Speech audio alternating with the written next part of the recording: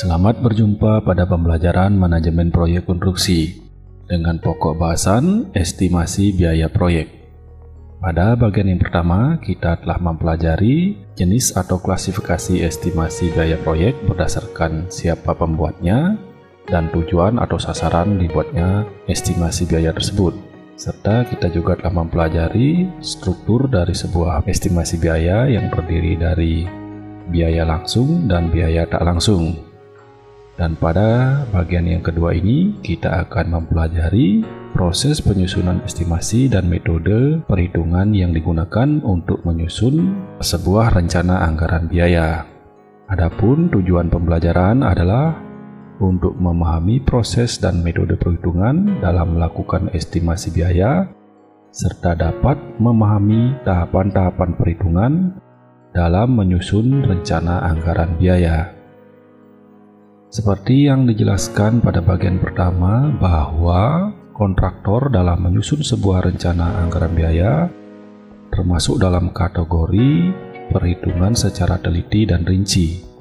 Untuk keperluan itu, maka diperlukan beberapa data-data seperti rencana kerja dan syarat-syarat, gambar bestek, dan kemudian lampiran-lampiran seperti berita acara penjelasan pelelangan atau yang disebut unfolding. Adapun langkah-langkah dalam pembuatan sebuah estimasi biaya atau rencana anggaran biaya dapat dirangkum seperti berikut. Langkah yang pertama adalah membuat daftar harga satuan bahan dan juga daftar harga satuan upah kerja. Langkah yang kedua, kemudian menyusun harga satuan pekerjaan. Selanjutnya adalah melakukan pengukuran dan perhitungan volume pekerjaan atau kuantitas pekerjaan, atau sering dikenal dengan istilah Bill of Quantity atau BQ. Dan yang terakhir adalah melakukan rekapitulasi rencana anggaran biaya. Dari langkah-langkah yang disebutkan sebelumnya, maka di dalam menyusun anggaran biaya harus dibedakan beberapa istilah. Yang pertama adalah harga satuan bahan. Yang kedua, harga satuan upah kerja. Yang ketiga adalah harga satuan pekerjaan. Harga satuan bahan didapat dari pasaran, dikumpulkan dalam suatu daftar yang dinamakan sebagai daftar harga satuan bahan. Sedangkan harga satuan upah kerja juga didapatkan di lokasi, kemudian dikumpulkan dan dicatat dalam suatu daftar yang dinamakan daftar harga satuan upah. Sedangkan harga satuan pekerjaan merupakan jumlah harga bahan dan upah tenaga kerja berdasarkan perhitungan analisis atau metode analisis untuk setiap pos pekerjaan yang dilakukan. Pada prinsipnya, dalam menyusun sebuah rencana anggaran biaya merupakan perkalian antara volume atau kuantitas pekerjaan dengan harga satuan pekerjaan. Sedangkan harga satuan pekerjaan itu sendiri dicari seperti pada diagram yang ditunjukkan pada layar, di mana terdapat harga satuan bahan, kemudian dilakukan analisis bahan akan membentuk bagian dari harga satuan pekerjaan pada sub bahan. Begitu pula ada harga satuan upah, kemudian dilakukan analisis upah akan membentuk biaya pada sub upah. Biaya bahan dan upah ini akan membentuk harga satuan pekerjaan. Berikut adalah contoh daftar harga satuan bahan dan upah berdasarkan menghitung harga satuan pekerjaan. Misalnya di sini terdapat data-data daftar harga satuan bahan. Yang pertama, batu belah ukuran 15-20, kemudian semen gresik 50 kg, kemudian pasir pasang.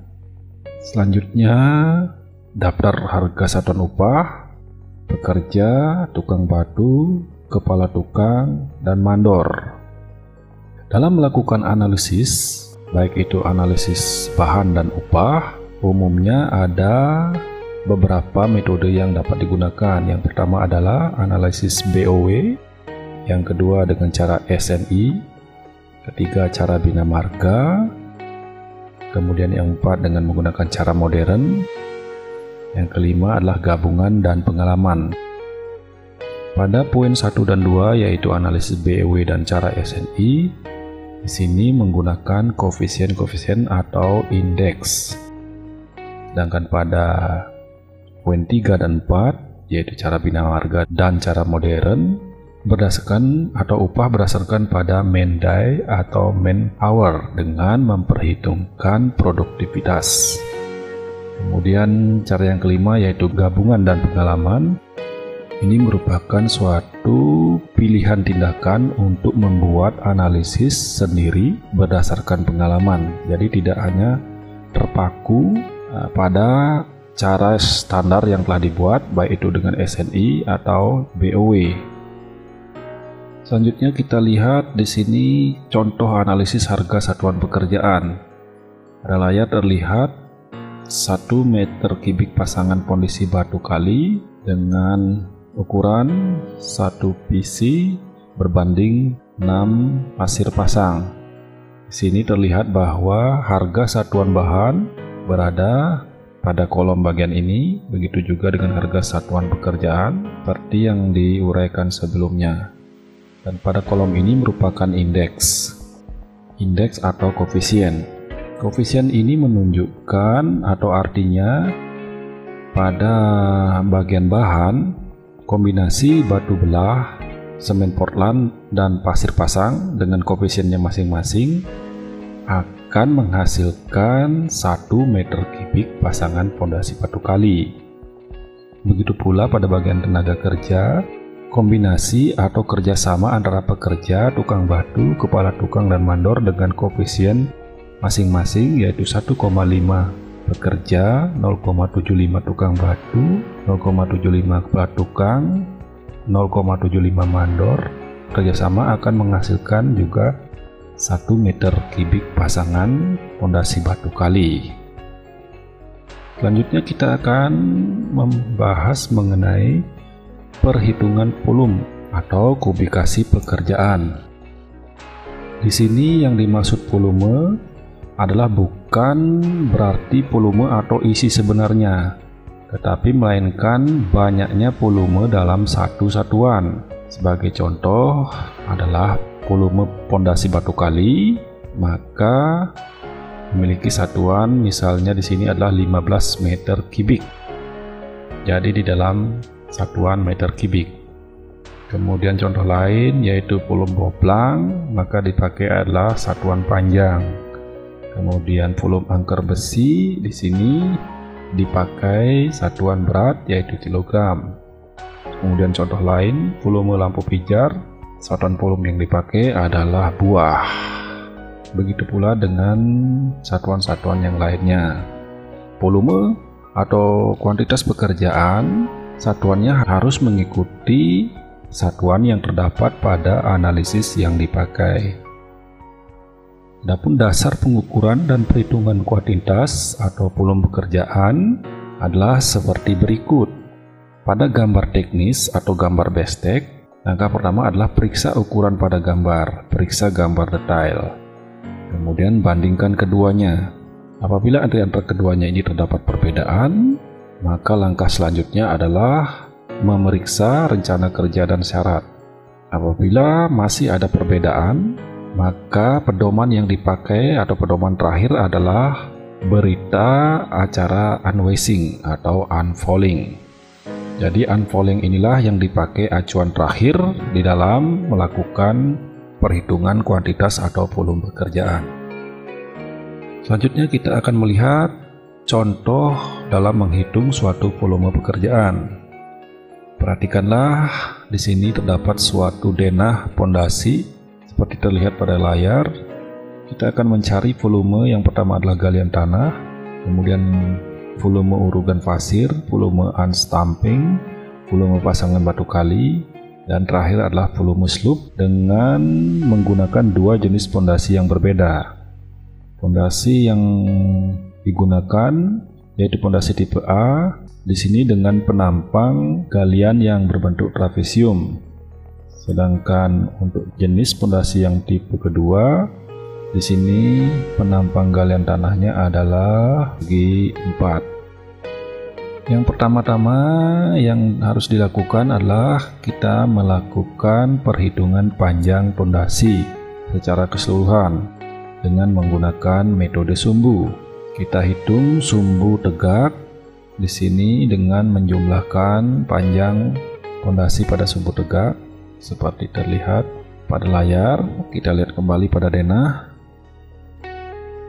Panjang pada sumbu datar kita jumlahkan panjangnya masing-masing, kemudian kita totalkan atau jumlahkan pada panjang sumbu tegak dengan panjang sumbu datar. Panjang total dihasilkan adalah 43,5 meter. Selanjutnya kita akan menghitung yang pertama adalah volume galian untuk tipe A dan untuk tipe B. Volume galian dihitung dengan mengalihkan luas penampang dengan panjang total pondasi. Terlebih dahulu kita hitung luas penampang.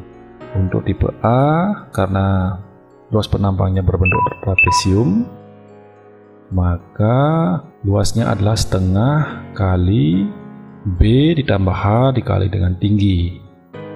B ini merupakan lebar dari sisi bagian bawah, sedangkan H ini merupakan lebar pada sisi bagian atas penampang trapesium tersebut. Di sini dihasilkan bahwa volume penampangnya adalah 1 meter persegi. Selanjutnya, volume galian dapat dihitung. 1 meter persegi ini dikalikan dengan panjang total pondasi, sehingga volume galian adalah 43,5 meter kubik. Sedangkan untuk tipe B, maka luas penampangnya adalah dengan mengalihkan B kali H, yaitu 0,8 dikali dengan 1. Jadi luas penampangnya sama dengan 0,8 meter persegi. Selanjutnya volume galian dapat dihitung 0,8 dikali 43,5 sama dengan 34,8 meter kubik. Langkah selanjutnya adalah menghitung urugan pasir. Urugan pasir untuk tipe A dan tipe B adalah sama, yaitu dengan mengalihkan luas penampang dengan panjang total pondasi. Sama seperti sebelumnya, di sini volume galian untuk tipe A dan tipe B terlihat tidak terlalu jauh berbeda, karena memang tinggi antara bentuk trapesium dengan tinggi bentuk segi empat sangat berbeda tipis sekali. Begitu pula dengan perhitungan volume unstamping untuk tipe A dan tipe B, tidak terlalu jauh berbeda. Terlihat dari luas penampang yang hanya berbeda angka di belakang koma. Selanjutnya untuk pasangan batu kali, maka volumenya antara tipe A dan tipe B adalah sama. Di sini dengan bentuk fondasi batu kali yang standar, yaitu trapesium, dicari luas penampangnya terlebih dahulu, kemudian dikalikan panjang fondasi, sehingga volume galian dapat kita peroleh. Begitu pula dengan volume slope dengan ukuran 15 cm x 25 cm, dapat luas penampangnya dan volume galian dihasilkan adalah 1,63 meter kubik. Dari langkah-langkah sebelumnya, yaitu analisis harga satuan pekerjaan, dan kemudian kita telah melakukan perhitungan volume, maka dengan tabel seperti yang ditunjukkan pada layar, kita dapat melakukan rekapitulasi RAB, misalnya pada bagian yang ditandai dengan warna oranye di sini. Fondasi batu kali yang telah kita hitung volumenya adalah 13,7. Sedangkan analisis harga satuan pekerjaan, yaitu 1 meter kubik fondasi batu kali dengan ukuran 1:6, harga satuan pekerjaannya adalah 578.371,66, sehingga harga yang dihasilkan adalah dengan mengalihkan volume dikalikan dengan harga satuan pekerjaan ini. Sini dihasilkan seperti yang terlihat pada layar adalah 7.923.691, sekian. Demikianlah prinsip-prinsip dalam menyusun sebuah rencana anggaran biaya. Kita telah sampai pada akhir pembelajaran. pada pokok bahasan estimasi biaya ini. Tetap semangat dan sampai jumpa.